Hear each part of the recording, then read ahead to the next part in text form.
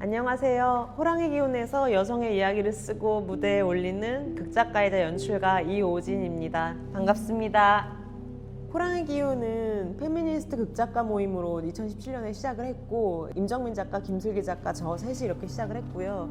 여성 서사를 쓰고 나서는 그 여성 서사의 이야기는 우리가 연출해야 된다는 생각이 있었어요. 호랑이 기운을 시작했을 때. 그러니까 그 전까지는 이제 미투의 파도가 제가 강박했을 때는 2016년까지는 이제 대한민국에 당도하지 않은 상태였기 때문에, 그리고 그 전에 제가 공부하고 그리고 좋아했었던 작품들도 사실은 어떤 젠더 감수성이라던가 페미니즘적 시각이 전혀 없었기 때문에, 그거가 이제 저희 안에서 이제 어떤 풍화작용을 겪고 공연으로 넘어오면서 우리가 연출해야 된다라는 생각을 했던 것 같아요.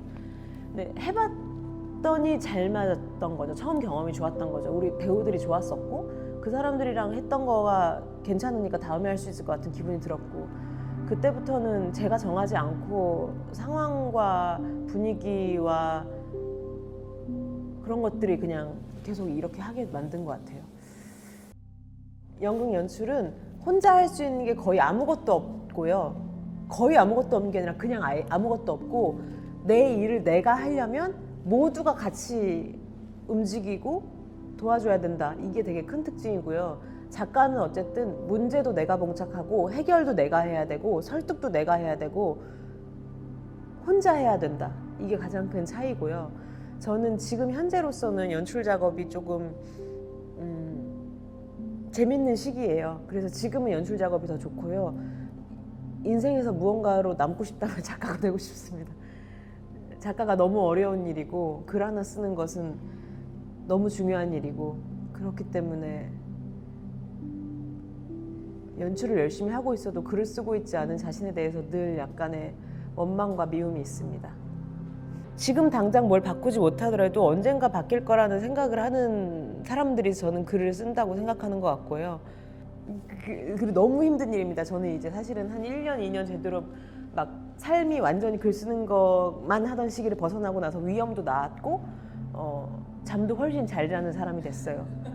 물리적으로 글 쓰는 시간이 좀 줄어들면서 왔거든요. 근데 물리적으로 글 쓰는 시간이 많다는 거는 그 고통을 삶 내에서 감당하고 수행해야 된다는 결심이 있어야 된다는 거고, 그 결심을 일상화시킨다라는 어떤 의지와 책임감이 있어야 되는 것 같아요.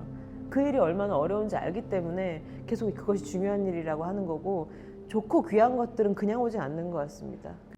희곡이 어떻게 무대화되는가에 대한 감각을 극작을 할 때는 거의 갖지 못했던 것 같아요. 연습실에 제가 많이 가는 편인 작가도 아니었고, 그리고 무대에 그냥 올리면 된다고 생각했던 문장들이 그냥 이루어지는 게 아무것도 없구나 하는 것을 연출하면서 많이 반응하게 되는 것 같고요. 일단은 극작가가 연출을 무조건 하실 필요는 없지만 낭독 공연 연출은 필수 꼭 필히 하셔야 됩니다, 여러분. 여러분, 낭독 공연 연출하셔야 됩니다, 여러분.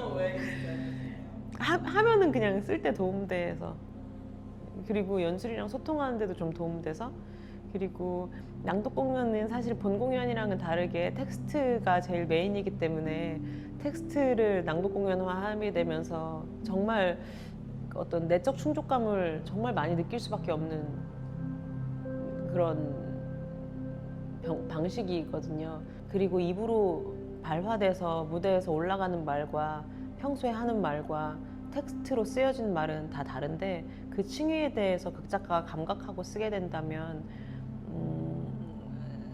무대화시키는 희곡을 쓰는 극작가에게 실질적인 도움이 많이 될 거라고 생각합니다.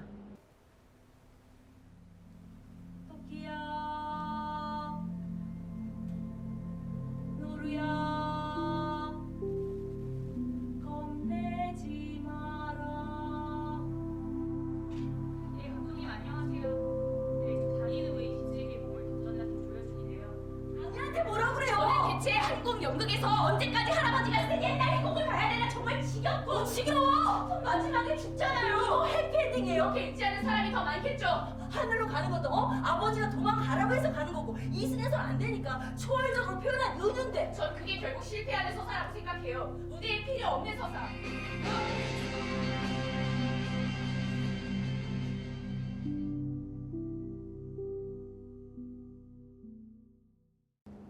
이게 연출마다 아마 스타일이 다를 텐데 저는 이제 제가 가진 무기가 별로 없어서 거의 아무것도 없기 때문에 내가 지금 뭘 느끼나에 집중한다가 저의 유일한 무기인 것 같아요. 무기라고 해봤자 볼펜도 안 되는 것 같은 무기긴 하지만 뭐 빨대 정도? 이렇게 하면은 이제 내가 지금 뭘 느끼지? 관객들이 지금 뭘 느끼지? 배우들이 지금 뭘 느끼지? 이거를 좀 감각하는 거기 때문에 그렇게 해서 그 순간에 집중해서 뭘 만들고 나면은 결과적으로 그런 게 나오는 거에 가깝지.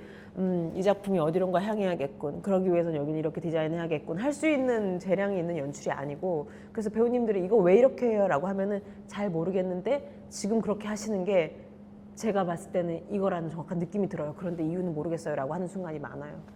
근데 아마 이걸 연출을 하고 장면들을 이어가면서 이게 어딘가로 달려간다면 저기겠다라는 것들이 오는 순간이 있었을 거예요. 근데 그 순간은 생각보다 나중이고 그게 와서 구현되고 났을 때 아 그랬나 보다라고 생각하게 되는 것 같아요.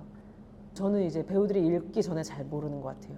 느낌 같은 건 확실히 있는 것 같아요. 좀 어떤 느낌으로 관객한테 갔으면 좋겠어. 예를 들어서 무슨 내가 파이를 굽는다고 할 때 바삭바삭하고 경쾌하고 아침에 먹는 것 같은 느낌이었으면 좋겠다라고 생각하는 정도의 느낌이 있으면 이것은 사실 논리적인 건 아니거든요.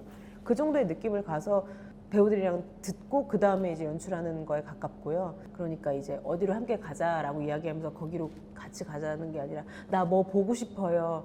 나 뭐 느끼고 싶어요. 라고 한 다음에 나한테 무언가 보여주실 수 있어요? 라는 이야기를 많이 물어보는 편인 것 같아요. 희곡이 아주 잘 쓰여진 희곡이고 그 희곡을 봤을 때 기억의 편린들이 80개 정도의 장면으로 이어져 있어요. 이것들을 현재형으로 볼 것이냐 아니면 과거형으로 볼 것이냐에 따라서 그 작품의 연출을 하는 방식이 달라진다고 생각합니다. 과거의 이야기들을 갖고 왔지만 그것을 이제 회상하는 방식으로 연출을 했을 때는 조금 더 관조적인 태도로 할 것이고 저는 그 80개의 씬이 다 배우들이 인물들이 그 안으로 간다고 생각했어서 그 현재성에 집중하다 보면은 그 전환들이 굉장히 빨라질 수밖에 없다고 생각했었어요. 지금의 내가 들어가는 게 아니라 그때의 현재성만 집중하다 보면 전환이 빠르고 많이 움직이고 그 순간에 집중하기 때문에 다른 어떤 것들이 날아가고 그래서 불친절해지고 그렇게 해서 일막 디자인을 했던 것 같고요. 지금 우리나라에 있는 사람들 중에 5% 이상이 외국인인데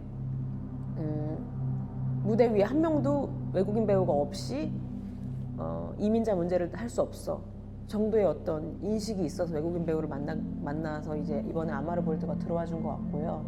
이걸 시작으로 앞으로 어디 갈 거냐고 물어보면 잘 모르겠어요. 근데 페미니즘이 그렇고 감히 이야기하자면 민주주의가 그렇듯이 그때에 이야기할 수 있는 감각과 그때에 벌어지는 사건과의 교류 같은 것들을 감각하면서 그때그때 연출을 해야 되는 것 같아요. 그러니까 2025년의 생추어리 시티랑 2035년 생추어리 시티는 다른 작품일 것 같아요. 그때 갔을 땐 제가 세 분 다 외국인 배우를 캐스팅할 수도 있을 것이고 어쩌면 그리고 3명 다 외국인 배우가 아닐지라도 그 안에서 어떤 연출적인 방법론과 사회적 함의 같은 걸 포함시킬 수 있을지도 모르죠. 문화 번역인 것과 동시대적인 연출을 하고 싶다라는 지향하에 움직이는 것 두 가지가 조금 저에게 중요한 지점인 것 같습니다. 제가 그거를 지혜롭게 잘 넘어온 사람이 아니라 그냥 많이 아프면서 넘어와서 그거를 참으라고 말은 못하겠고요. 다 그러니까 그러려니 해라 라고 말도 잘 못하겠어요. 근데 당장은 안 보여도 시간이 지나고 나야 보이는 건 확실히 있는 것 같아요. 그러니까 지금은 내가 할 수 있는 모든 걸 하고 나의 120%를 해도 안 보이던 것들이 어느 시간이 물리적으로 지나고 나면 그냥 되는 것들이 있거든요. 근데 그런 것들이 생각보다 영역이 너무 커요. 그러니까 이렇게 그냥 시간 지나면 될 거였으면 그때 왜 그렇게 힘들어 했을까 하는 것들이 생각보다 많아요. 그러니까 조금 너무 많이 힘들어하지 않으면서 조금 기다렸으면 좋겠고 밥이랑 산책을 정말 중시하셔야 됩니다. 예, 중시하셔야 됩니다. 여러분 이거 할머니가 하는 말이라고 함부로 생각하지 마세요. 연극으로만 먹고 살 수 있는 경우의 수는 없고요. 없습니다. 그것들은 이제 이렇게 있고 나머지에 이제 고정적인 알바나 부수입의 어떤 통로를 만들어 놓고 이것 두 개를 같이 균형을 잡으면서 가는 게 중요할 것 같아요. 그래서 연극 분야에서 할 수 있는 일이 조금이라도 생기다 보면은 이제 그거에 대한 부수적인 작업들이 생기잖아요. 이렇게 좋은 인터뷰를 할 수 있는 기회도 생기고 책을 낼 수 있는 기회도 생기고 특강을 할 수 있는 기회도 생기고 아니면은 조금 더 조금 이제 규모가 있는 프로덕션에서 정당한 페이를 받으면서 일할 수 있는 환경도 생기고, 그럼 얘네들의 사이즈가 조금 커지고 알바는 조금 작아지고 이러면서 균형감을 유지할 수 있게 되지 않을까 싶고요. 나중에 되면은 아마 자기 삶을 더 유려하게 운용할 수 있는 사람이 되실 것 같거든요. 지금 힘드신 것들도 연습한다고 생각하시고 하시면서 계속 작업하시는 수밖에 없을 것 같습니다. 그리고 하다가 힘들면 그만두시는 것도 너무 좋은 생각입니다. 중간에 그만둔다고 해서 무언가를 실패하는 것이 아니고, 그 다음에 새로 무언가 오신다고 해도 그 세계 내에서 그 전에 발견하지 못했던 걸 발견하실 테니까요. 할 수 있는 데까지 하시고 그 시간 동안에 너무 많이 슬퍼하지 않으실 수 있었으면 좋겠습니다.